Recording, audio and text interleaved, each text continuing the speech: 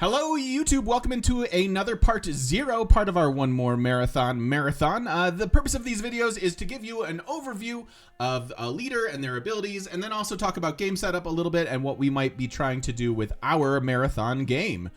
So today we have Mongolia, Genghis Khan. Very, very powerful, sort of one-trick pony kind of civ. But some complicated abilities to really understand. A very, very powerful civ, but if you don't know how to wield him, you can kind of get stuck. So let's start with it, and I'll do my best to explain it, for all y'all. Mongol Horde. So all cavalry class gain 3 combat strength and a chance to capture defeated enemy cavalry class units. That includes unique units. So you can steal, Mamluks and stuff. And this one is particularly straightforward. You get 3 combat strength to your cavalry, so already a bonus there. There's gonna be a lot more bonuses as we go.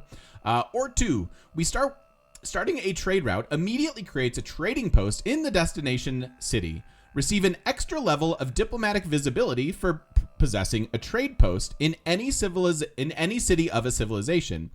All Mongolian units double the usual combat strength for having higher level of diplomatic visibility than their opponent. Okay, so let's unpack this. So if you didn't know, having extra diplomatic visibility gives you 3 combat strength towards your opponent. It's why Black Queen Catherine is a surprisingly good domination civ. For us, if we send a trade route, we instantly get the trading post, which increases our diplomatic visibility, and then that 3 for us becomes 6. So you can get some pretty massive diplo visibility bonuses on this civ. But if you don't know how all that works, none of this might make any sense to you. You might be like, well, I don't know what any of that means. Why would I want diplomatic visibility? Blah, blah, blah. So it's not unheard of to get to very commonly get like plus 18 combat strength out of this. Remember, it's 3 per level. It's 6 per level. It's 3 doubled per level. So having a few extra levels on your opponent can give you much, much stronger units. Pair that with the extra 3 and your horses are quite good. And you do have to be conscientious about scouting and when to send this out. It's awesome that you can send it out and you instantly get that, because then you can declare pretty much right away. But remember that when you capture the city that has the trading post, you potentially lose that diplomatic visibility unless you have multiple trading posts within their empire. So you do want to send your trade route to basically the last city that you want to take over, if that makes sense, right? You want to send it as far as possible so you can take advantage of the extra combat strength and the diplomatic visibility stuff until the very, very end. And then with the last hit, you take that city, and then the diplomatic visibility doesn't matter anymore because they're dead. So that's most of the complication. That's most of what you might not understand. It's not like front and center that, oh, hey, diplomatic visibility, that gives us more combat strength. Doesn't that make sense? I mean, it does make sense if you kind of unpack it, but so in addition to that, we have a unique building, the Ordu. It grants an ability that gives 1 extra movement to heavy and light cavalry trained in this city.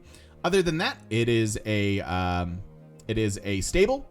But that 1 extra movement is pretty nutty. And again, you pair that with all this extra combat strength. You've got very, very mobile units. You've got very, very strong units, and you can get that warring started in the classic era.